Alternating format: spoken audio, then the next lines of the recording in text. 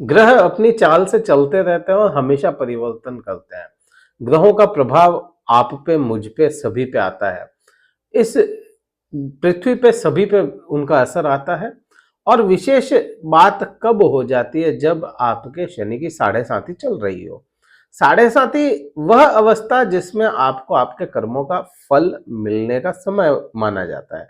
नमस्कार मित्रों, मैं भानु प्रकाश शर्मा एस्ट्रो भानु शर्मा चैनल में आपका हार्दिक अभिनंदन करता हूं। बात आज कुंभ राशि की कर रहे हैं और कुंभ राशि के लिए 2024 क्या लेकर के आ सकता है, क्या संभावनाएं हैं, कुछ बातें यहां पे देखेंगे। और भी वीडियोस आने हैं कुंभ राशि के लिए 2024 को लेकर के, लेकिन यहाँ पे कुछ बातों पे अपन चर्चा करेंगे।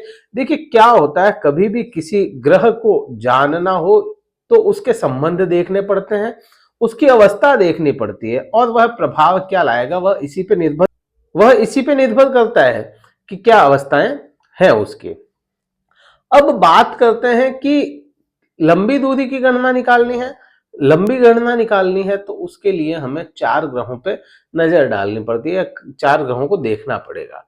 राहु, केतु, बृहस्पति और शनिदेव। अब यहाँ पे देखिए 4 ग्रहों को लेंगे, वीडियो लंबा होगा, 2 ग्रहों की बात करते हैं। शनिदेव की सबसे पहले चर्चा करेंगे। शनिदेव आपके मध्यम चरण की साढ़े साथी चल रही है, या इसको कह सकते हो मध्यम की साढ़े साथी कहा जाता है। तो यहाँ पे मध्यम साढ़े साथी में आपको क्या प्रभाव दे सकते हैं, क्योंकि शनिदेव की साढ़े साथी आप अभी अपने पीक पे चल रही है, तो यहाँ पे आप पे क्या प्रभाव लेकर के आएगा। देखिए सबसे पहली बात तो ये हो जाती है, सबसे महत्वपूर्ण भी है और बात भी यही है कि शनिदेव आपकी खुद की राशि में बैठे। शनिदेव खुद की राशि में बैठे जहां के वह खुद के स्वामी हो जाते हैं। ठीक है, अभी कुंभ राशि में यहां आपने महसूस किया होगा, हमने भी ऐसे वीडियो बनाए, आपने भी देखे कई जगहों पे ऐसे वीडियोस जिसमें कहा गया कि शनिदेव खुद की राशि में है तो बहुत अच्छे फल देंगे। शायद कई लोगों के अच्छे फल भी आए, लेकिन बहुत से ऐसे लोग हैं जिनको बहुत ज्यादा अच्छे परिणाम देखने को नहीं मिले 2023 में।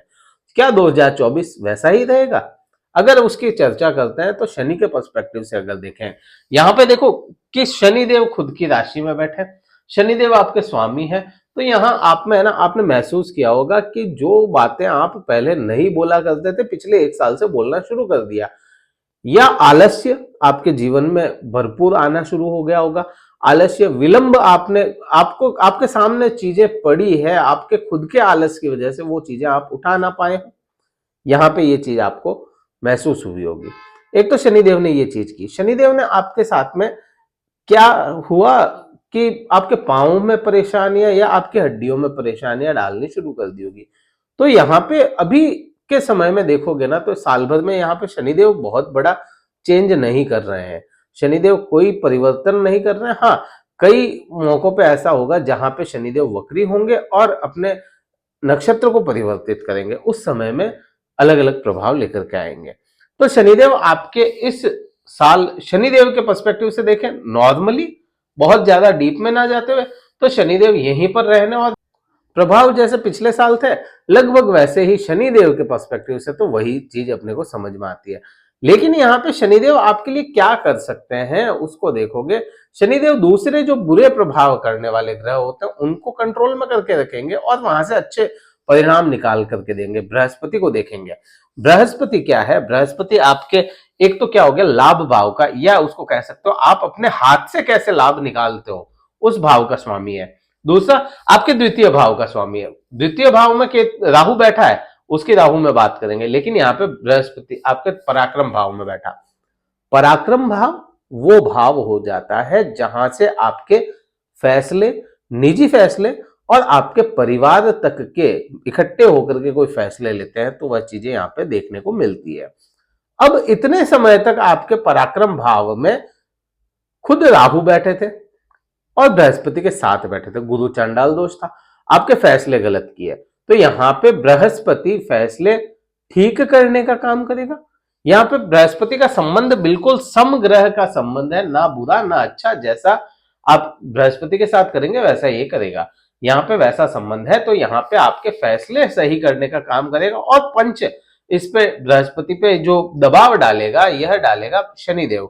शनिदेव की तीसरी दृष्टि से बृहस्पति हो जाना, तो यहाँ पे आपको बृहस्पति अच्छे रिजल्ट निकाल करके देगा। रोजमर्रा की इनकम, भाइयों के साथ में संबंध, यह सभी यहाँ पे आपको बृहस्पति अच्छे देगा। प्रेजेंटेशन की कमी थी आप में, तो प्रेजेंटेशन की कमी यहाँ पे बृहस्पति सुधार देगा आपके लिए। तो एक चीज यह भी समझ में आ जाती है। अगला बात करते हैं कि अब देखिए दृष्टि संबंध बहुत इंपॉर्टेंट होते हैं। तो यहाँ पे बात करें अपन, तो 5, 7 और 9 यह तो दृष्टि मिल जाती है बृहस्पति को, और 3, 7 और 10 यह शनिदेव को मिल जाती है। तो तीसरी दृष्टि शनिदेव की बृहस्पति पे होना आपके लिए अच्छा हो गया। बृहस्पति की 5वीं दृष्टि वो भी बहुत इंपॉर्टेंट हो जाती है ना, क्योंकि दृष्टि तो है ही। बृहस्पति की 5वीं दृष्टि आपके सप्तम भाव पर आई। सप्तम भाव क्या है? सप्तम भाव में भी बढ़ोतरी करवाएगा, या सप्तम भाव के रिलेशन अच्छे करवाएगा। सप्तम भाव ना केवल पति पत्नी, ना केवल संभोग, यहां पे सप्तम भाव आपके पार्टनर को भी देखा गया, आपके धर्म को देखा गया, आपका खुद का आईना है।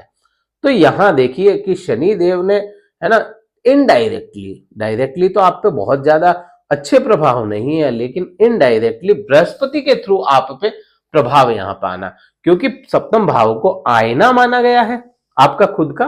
तो यहां पे सप्तम भाव पे दृष्टि, यहां पे इनकी भी आ गई, यहां पे शनिदेव की भी आ गई। इनडायरेक्टली आपको यहाँ पे सप्तम भाव से अच्छा करने के योग बनते हैं। पति पत्नी में संबंध अच्छे कर देंगे, पार्टनर्स के साथ में संबंध अच्छे कर देंगे, आपके तालमेल अगर बिगड़ गया था वो सुधार देंगे। ईगो बहुत बड़ी बात हो जाती है कि ईगो भी आप लोगों के बीच में आया होगा।